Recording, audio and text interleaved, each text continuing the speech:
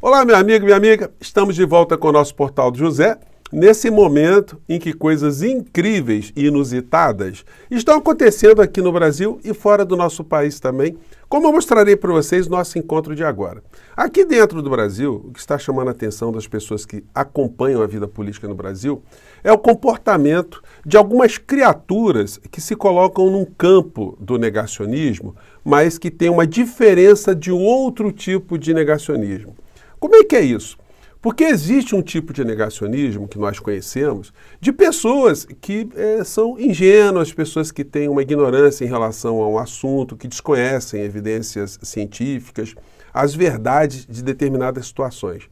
Mas existe um tipo de negacionista que é o negacionista vigarista.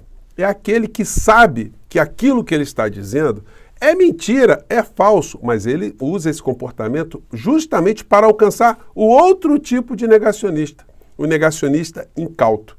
E isso está em curso aqui no Brasil a partir do comportamento do clã Bolsonaro, tentando se desvencilhar desse lamentável episódio terrorista que vitimou seu próprio autor em Brasília. Eu vou conversar com vocês sobre o que está acontecendo, trarei mais informações, mais imagens, mas antes de mais nada é sempre muito importante convidar você que está chegando agora no nosso portal e ainda não é inscrito, ainda não nos conhecia, para que você se inscreva aqui conosco, conheça também os nossos outros vídeos. Se você gostar, compartilhe, recomende, nunca se esqueça de dar o seu joinha, o seu comentário e, se puder, venha também para o nosso clube de membros. Você que é muito bem-vindo e muito bem-vinda.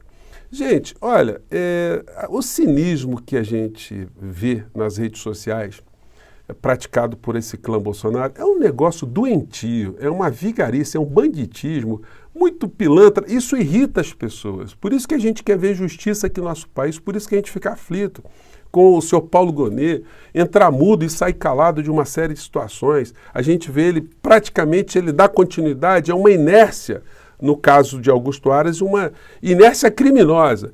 Mas a inércia que prejudica também que a justiça seja feita no nosso país não deixa de ser uma omissão, uma letargia. É criminosa também, né? A gente tem que ser duro assim, gente, porque nós somos cidadãos. Hoje é dia da República Brasileira. Nós, como cidadãos da República, nós temos o direito e o dever de alertar as autoridades quando elas não estão cumprindo o papel que a Constituição da República Federativa do Brasil determina, né? Enfim, daí a gente vê essas situações aqui dos vigaristas negacionistas cara de paus. Bolsonaro tenta se afastar do homem-bomba de Brasília. Vai colar? Gente, como é que o Bolsonaro, o clã Bolsonaro, quer dizer que esse cara não era bolsonarista? Como é que eles querem negar isso aí? Eles querem pegar todas as evidências. Eu mostrei aqui para vocês mais cedo. O irmão dele estava dizendo que ele participou de acampamentos lá em Santa Catarina, que ele foi para as rodovias, ajudou a fechar a rodovia, se enfrentou ali com a Polícia Federal, com a Polícia Rodoviária Federal. Então, como é que esse cara não é bolsonarista? O cara reproduzia nas redes o discurso bolsonarista. Mas aí, o negacionista vigarista, como as pessoas do clã Bolsonaro e os que estão mais próximos, querem negar esses fatos, né? Os canais bolsonaristas estão em total desespero. E eu não sei o que se passa na cabeça de alguém que fica escutando mentira e tem algum nível de inteligência ainda, porque o cara fala assim, pô, negar que o indivíduo aqui era bolsonarista, não dá, né, gente? Negar que Roberto Jefferson era bolsonarista, negar que Daniel Silveira era bolsonarista, negar que as pessoas lá do 8 de janeiro eram bolsonaristas. O Dudu Bananinha, mais um desespero vigarístico, né, colocou: Partido Liberal, por meio de seu secretário de Relações Institucionais, repudia as narrativas falsas. Narrativa falsa. O Dudu Bananinha, gente, foi o mesmo que dizia que o que aconteceu no 8 de janeiro era fruto disso aqui, ó, de infiltrados, né? Não falaram mais nisso aí. Ué, se eram infiltrados e foram presos, por que estão querendo a anistia dos infiltrados? Então, é muita cara de pau, é muita falta de lógica, inclusive na mentira, na vigarice que eles colocam, né? Esse é um negacionista vigarista. Eu mostrei aqui para vocês mais cedo as cenas lá dos enfrentamentos lá em Santa Catarina. A polícia jogando spray de pimenta, a placa ali, intervenção militar. Então, vai negar o cômodo do Bananinha. Como é que vocês querem? Eduardo Bolsonaro tenta, em nota desesperada, desvincular seu pai de atentado. Não dá. O teu pai segundo todas as informações que se tem, inclusive em livros, foi um covarde terrorista também, que foi apanhado com croqui para explodir bombas e depois negou, disse que a letra não era dele, a letra foi do além. Então não dá. E mais outras mortes também vinculadas ao bolsonarismo, essa ideologia tóxica, ou falta de ideologia, né, tóxica, que é praticada todos os dias por essa gente toda. Petista morto por bolsonarista. 6 vezes em que a violência política pode ter sido estimulada em discurso. Tem fatos que a gente não viu porque não apareceu nos grandes telejornais, como esse aqui, ó. Bolsonarista mata jovem de 28 anos e atira em outras 4 pessoas em Belo Horizonte após vitória de Lula. Tem mais assuntos. Crimes com faca, golpes com pix. Quem é o bolsonarista que matou petista? Isso lá no Mato Grosso. Bolsonarista é condenado a 51 anos de prisão por morte de apoiadores de Lula. O Dudu Bananinha, ele vai negar que essas figuras todas bolsonaristas são bolsonaristas e ficaram ganhas por essa coisa maligna que foi o Bolsonaro aqui no nosso país? Outro fato, Sakamoto, Bolsonaro mata petista horas após Jair defender extirpar oposição. O cara deu 15 facadas e deu machadada, gente. E aí, gente, isso tudo está mostrando que as autoridades aqui no nosso país vão ter que agir. E nós estamos vendo pronunciamentos do ministro Alexandre de Moraes mais duros, mais claros, de que o enfrentamento é necessário, porque ficar calado em relação ao que acontece, a gente simplesmente banaliza o mal. Como a Hannah Arendt, nesse livro aqui, ela nos fala, né, como isso aconteceu na Alemanha, isso foi ganhando a cabeça das pessoas, a mente das pessoas, as pessoas foram ficando desumanizadas, foram ficando cada vez mais ganhas por essa maldade, e na medida que muita gente pensava e praticava a maldade, ela ficou normalizada, ela ficou banalizada. E aqui a gente não pode deixar acontecer. Foi por isso, gente, que eu vim aqui para as redes sociais, isso está me deixando absolutamente perturbado vendo o que estava acontecendo aqui no Brasil. E para não me sentir sozinho, eu queria compartilhar aqui as minhas opiniões nas redes sociais. E, para minha satisfação, mais pessoas foram chegando, e hoje nós somos 963 mil pessoas conectadas e inscritas através do meu portal. Então, isso é muito bacana, isso aumenta a minha responsabilidade com vocês todos os dias e também dá muita força, né, para a gente seguir aqui nesses enfrentamentos. E daí, em meio a isso tudo, o inelegível ainda mergulha em mais uma furada. Qual é a furada? Bolsonaro ironiza PEC contra a escala 6x1. Que tal 10 mil de salário mínimo? Está ironizando, né? Dizendo que, olha, isso é impossível, porque se fosse possível, bastava uma canetada. Gente, como seria impossível também, se Bolsonaro fosse vivo há 200 anos atrás, estivesse vivo lá, a abolição da escravidão. Ele também é debochado da abolição da escravidão, né? Seria o negacionista também da época. E aí, quem cerra fileiras com a figura do inelegível são mega empresários que estão enchendo os bolsos de dinheiro, como esse senhor aqui, ó. Brasileiro não quer trabalhar menos, diz Hang sob escala 6x1. Então ele está dizendo que o brasileiro quer trabalhar, o brasileiro quer ficar escravo de novo, né? Então por que a gente teve libertação dos escravos, né, no nosso país? E aí o seguinte, a gente vai juntando alguns caquinhos, e por isso que eu falo com vocês, como seria importante o presidente Lula ter uma live todos os dias, né?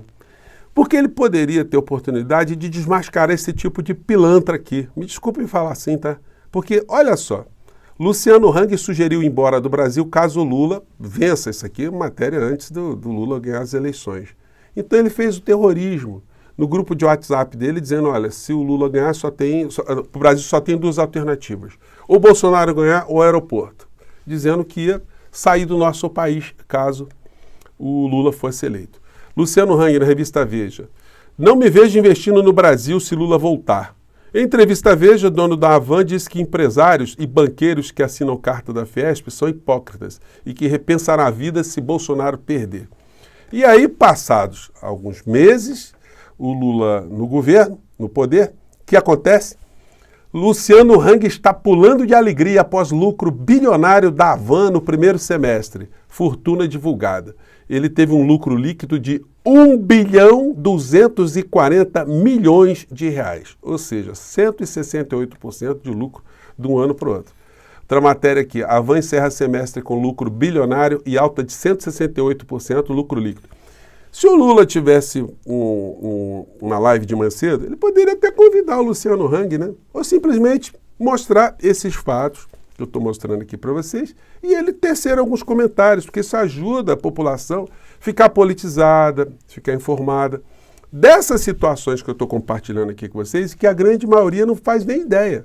Que esse hipócrita, esse negacionista, esse bolsonarista também fez terror em relação a uma vitória eventual de Lula e agora está se dando bem, porque o poder aquisitivo das pessoas de baixa renda melhorou, a massa salarial do nosso país cresceu, porque não existe milagre, esse cara não está ganhando dinheiro à toa. A população que faz compras nas lojas da Van são pessoas da classe E, D e C, em sua grande maioria, as pessoas que estão recebendo um pouco mais de grana nesse momento que a gente está vivendo no nosso país, que ainda tem grandes abismos, tem grandes problemas, mas a realidade é essa. E não dá para negar essa realidade, por mais que você não goste do Lula, por mais que você tenha críticas à política econômica. Esse é um fato que está acontecendo. Esse tem que ser o sarrafo, né? A barra mais baixa que a gente tem que cada vez colocar para cima para pular cada vez mais alto, chegar cada vez mais em lugares mais distantes, né? Daí, fazendo aqui eu fiquei devendo para vocês aqui algumas cenas da figura do capacho latino-americano lá nos Estados Unidos, o senhor Javier Milei, que está destruindo os direitos sociais do povo argentino. Aí veio, eu não sei se a gente chama a criatura de negacionista, ou de vigarista negacionista, ou de pilantra negacionista, enfim, ou tudo isso junto ao mesmo tempo. Ele foi desmoralizado, acho que agora vai dar para pegar um pouquinho melhor. Ele estava lá fazendo um discurso lá no encontro da extrema-direita nos Estados Unidos, aí o Trump chega e estava combinado, segundo o protocolo, que o Sylvester Stallone seria o cara que faria a abertura lá, a apresentação. Vejam só, hein? O intelectual Sylvester Stallone, esse pensador, esse filósofo, ele faria ali a abertura para o Donald Trump. E aí, o Trump chegou, o que acontece? O Milei foi chutado, o discurso dele foi interrompido, gente, a frase estava indo, e cada vez que ele dizia uma frase, o intérprete traduzia para as pessoas em inglês. E ele falou uma frase que terminava assim, temos que ter uma união em todos os níveis, no campo comercial, industrial, militar, e ia continuar. E aí, pronto, a mulher que estava coordenando ali os trabalhos falou assim, olha, terminou, me desculpe, vaza, me dá o microfone aqui. O cara, normalmente ele termina com aquela expressão, né? Viva la liberdade, carajo. Não deu, né? Nem para mandar o bordão dele. Humilhação, foi chutado. Acho que essa cena aqui está um pouquinho melhor para a gente assistir. Vamos ver aqui. Estabelecendo novos laços políticos. Ah, sim, isso aqui, o que acontece? Isso aqui é o pessoal dos canais do Milei, que eu peguei no canal da turma dele, né? Eles deram uma interrompida para não mostrar essa humilhação, mas deu para pegar aqui.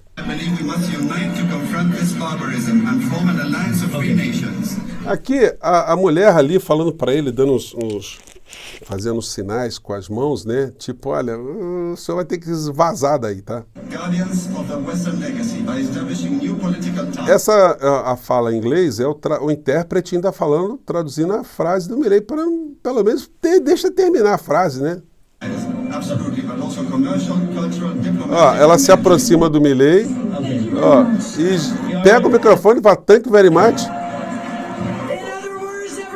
E aí não teve Viva a Liberdade, carajo, não teve nada disso, foi chutado e aí entrou o intelectual, o pensador Sylvester Stallone, que foi falando coisas assim, místicas, dizendo que quando ele fez o Rocky, o Lutador, tinha uma imagem de Jesus no fundo do filme e a imagem descia perto dele, então ele meio que encontrou uma situação mística ali e que a vida ia mudar, e ele está vendo isso no Donald Trump. Então, vocês vejam só como tem ator intelectual em Hollywood, hein?